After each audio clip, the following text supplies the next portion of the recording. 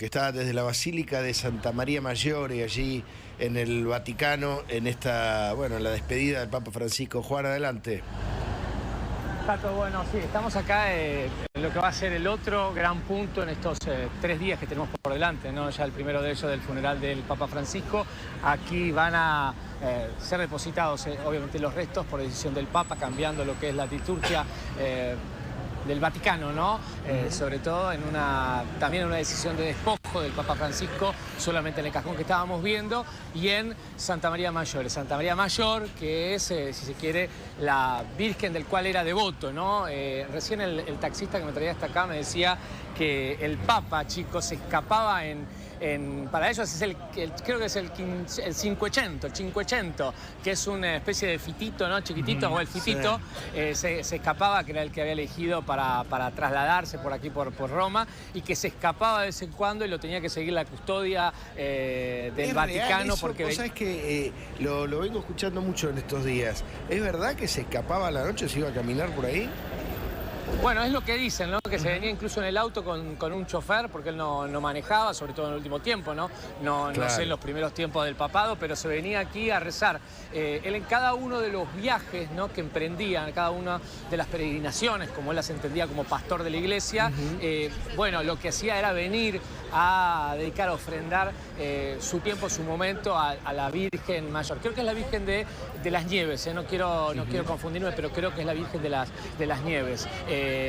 Santa María Mayor. Y este era su lugar, prácticamente su lugar en el mundo, ¿no? Así que aquí el día sábado, a partir de lo que va a ser el funeral, a las 9 de la mañana va a comenzar, 10 de la mañana hora de aquí yo les cuento acá el pormenor. ¿Les puedo contar un poquito el pormenor? Sí, por favor. Sí. Bueno, porque esto me lo hace a propósito, sobre todo el Colo, me sigue la cámara a mí. Yo estaba por tomarme un café con leche, con un croissant, ¿no? Y me llama y me dicen, 5 podés estar, ¿no? Entonces el café con leche ahora lo voy a tomar frío. No, es que la producción de este programa es maligna. No. Y nada, recién me sacaban una silla. No hay problema. Me sacaban una silla, no quería que me saquen el café con leche, en realidad. Bueno, le decía un poquito, pero la crónica también de los argentinos, bueno, un marplatense. Uno encuentra marplatenses en todos lados. Bueno, primero, ¿cómo te llamás? Rafael, bueno. Y Rafael me contaba en la previa que aterrizaste y te llaman de Buenos Aires y te dicen que había fallecido el Papa, y fue una sorpresa porque era algo que uno no lo esperaba, y justo fue el mismo día en el que llegamos. Perfecto, así alguno te cargó en Argentina y dijo mala. Me dice, bueno, de esta forma me dice, mataste al Papa. Y dijo, me lo tomé como un chiste, pero no lo entendí, no lo creí, y hasta que me tuvo que mandar una captura de que estaba en los medios, ¿no? Que fue temprano ya. Nosotros llegamos acá tipo 10 de la mañana. Serían las 5 o 6 en Argentina. Exacto. Bueno, si me vas a ir en estos días, acercarte, ¿no? Estuve esa misma noche en la plaza de San Pedro, y la verdad que fue muy fuerte porque había como una energía medio triste. Sí, había esa sensación, ¿no? Y recién llego acá y me quedé en esta plaza y me interioricé un poco con el tema de que él estaba decidiendo quedar en este lugar. La decisión aquí va a quedar. Bueno, claro. ¿Tu nombre me dijiste? Rafael, y me dijiste que eras de Mar del Plata. Mar del Plata. Bueno, saludos. Gracias. Bueno, aquí uno de los tantos argentinos que van pasando, además obviamente ven el micrófono de Radio Mitre, así que se acercan, preguntan, dicen Radio Mitre en todos lados. Si te ven a vos, Juancito, por supuesto. Bueno, así que bueno, me voy a quedar por aquí, dentro de un ratito vamos a cruzar para mostrar algunos detalles. Hay mucha fila de gente ya en uno de los, vendría a ser mirando yo la cara de Santa María Maggiore. A la izquierda hay una fila también con muchísima seguridad, y vamos a tratar de mostrarle un poquito lo que va a ser el lugar de descanso elegido por el Papa para pasar a la eternidad, ¿no? Las cosas que contabas del Papa, y yo pensaba, el que viene después del Papa la tiene brava, la tiene difícil, porque el Papa Francisco no solo era, bueno, nosotros lo conocemos más, no solo era polémico en algunas cosas, era sobre todo un tipo muy simple, muy afectuoso, que se ganó el amor de muchísima gente. Hay que heredar ese lugar, ¿eh? Sí, Bueno, hoy les diría que hay un quiebre, ¿no? Yo repasando muy temprano la prensa internacional, hay un quiebre, si se puede decir,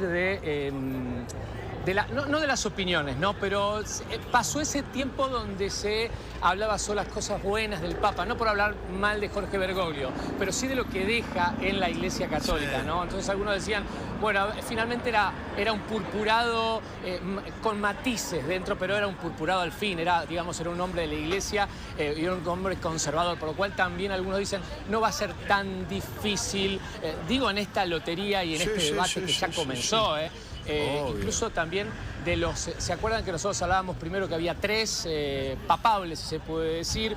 Después 6, se daba la crónica, sobre todo de los diarios italianos, ¿no? También a Elisabetta Piqué, que uno lo sigue porque es realmente una de las periodistas que más conoce, ¿no? Y que hoy tenía también la oportunidad de estar en las terrazas del Vaticano transmitiendo y contando un poquito para el diario La Nación, ¿no? Pero bueno, no me quiero ir. Hoy, esta mañana, el Corriere della Sera ya habla de 15 cardenales papables, así que me parece que va a ser bastante difícil, como ya se está diciendo. Incluso hoy hay, y Mercedes también, Mercedes Ninzi lo contó, hay varias reuniones de los cardenales que ya empezaron a tejer. Yo les decía también esta mañana, cuando el poder se viste de solemnidad, ¿no? Cuando veíamos en las imágenes o en los relatos, ¿no? En la crónica como esta, a los cardenales de púrpura o de rojo, ¿no? De colorado, bueno, muestra el poder real de la Iglesia Católica, e incluso también cuando empiezan a verse y a señalarse y a distinguirse imágenes de la capilla en Santa Marta, chicos, tanto empiezan a decir la cruz, si miran las imágenes, los colores, la guardia suiza, cómo está colocado, empiezan una serie de especulaciones de aquellos vaticanistas o aquellos que conocen muy bien lo que es la estructura del poder del Vaticano y de la Iglesia Católica Argentina, de lo que se viene por delante y también de esa parte, si se quiere, tan dogmática, ¿no? Tan dogmática de la Iglesia, que va a continuar independientemente a estos matices que podía tener un cura carismático, como podrías decir, o por lo menos como fue el Papa Francisco. Y austero, ¿no? Ojalá que siga siendo una iglesia austera como la que de alguna manera fortaleció el Papa Francisco. Sí, sobre todo por la cercanía, ¿no? Por los fieles, la cercanía con los jóvenes. Sí. Vos decías, Tato, y lo contaban también, que en estos días empiezas rápidamente a hacer sondeos de cómo está la vida de los católicos en el mundo, y lo que trae es mayor devoción, ¿no? Mercedes seguramente que está, bueno, en el otro punto de Radio Mitre, en San Pedro, en los testimonios, sobre todo la juventud, ¿no? Uno ve esos rostros, ¿no? Sobre todo, a ver, en la necesidad de los jóvenes de creer. Finalmente de eso se trata, ¿no? En una época de tanta incertidumbre, tanta falta de solidez, de representación hacia el futuro que tienen los jóvenes, ver la imagen de alguien que se va simple, que es honesto, que ha trabajado y ha dedicado. Recordemos eso, Juan, en estos tiempos donde, bueno, los políticos, por citar algo muy evidente, se hacen todos millonarios. El Papa Francisco es el jefe de la Iglesia Católica, el jefe de la iglesia más grande del mundo, y se va con $100 en la billetera. Sí. Y entre tantas crónicas leí, ustedes seguramente, siempre digo, ¿no? Que nosotros a veces somos cronistas y narramos lo que vemos, ¿no? A veces no podemos estar en el minuto a minuto de lo que se cuenta como información, pero entre las crónicas que leí esta mañana también hablaba que gran parte de los gastos funerarios fueron, o los pidió el Papa Francisco, que fueran de algunas entidades privadas. Exacto, no, sí, de su bolsillo o de amigos de él. No quería que la curia, no quería que la Iglesia Católica entre en gastos. Decíamos, es el año del jubileo, ¿no? Es un año muy importante, muy significativo para la Iglesia Católica, para los católicos, y esto hace que haya un peregrinar, sobre todo hacia San Pedro, ¿no? Y también estaba esa disyuntiva del Papa, que en algún momento intentó decir que sí, cuando falleciera, no quería que la gente llegara, o uno presumía que fuera una de esas ideas que tenía el Papa. Incluso pedía que vaya a otros santuarios, a otros lugares religiosos quizás mucho más cercanos. Uno podría pensar, por ejemplo, en Argentina, el Papa... A ver, uno no se va a poner a pensar o a decir lo que quería el Papa, pero quizás la gente que se quiera acercar a una iglesia, a Flores, o quiera ir a Luján, bueno, un poco era lo que uno puede interpretar con cierta y con tono de humildad de esa apreciación que tenía el Papa de la austeridad. Y se veía también en el cajón, ¿no? Chicos, no sé si ustedes veían las imágenes.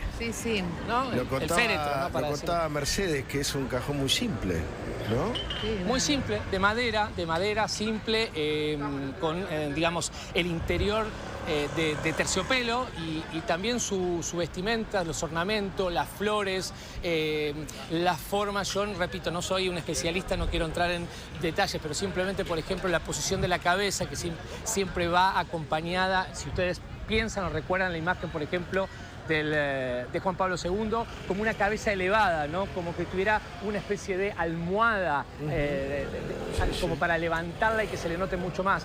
Bueno, el Papa Francisco no quiso, y el calastro, digamos, quiso que esté en el suelo, en San Pedro, básicamente, y son esos despojos que tiene, o que ha tenido el Papa Francisco, Jorge Bergoglio, que me parece que de alguna manera representa esa persona, ¿no? que termina siendo y termina marcando esa personalidad tan clara y que sobre todo que conocemos los argentinos. Bueno, un lujo de Radio Mitre estar allí en el centro de Roma con Juan Dillon. Te mandamos un abrazo grande, Juan. Ahora en un ratito volvemos con Mercedes. Vale. Caliente en el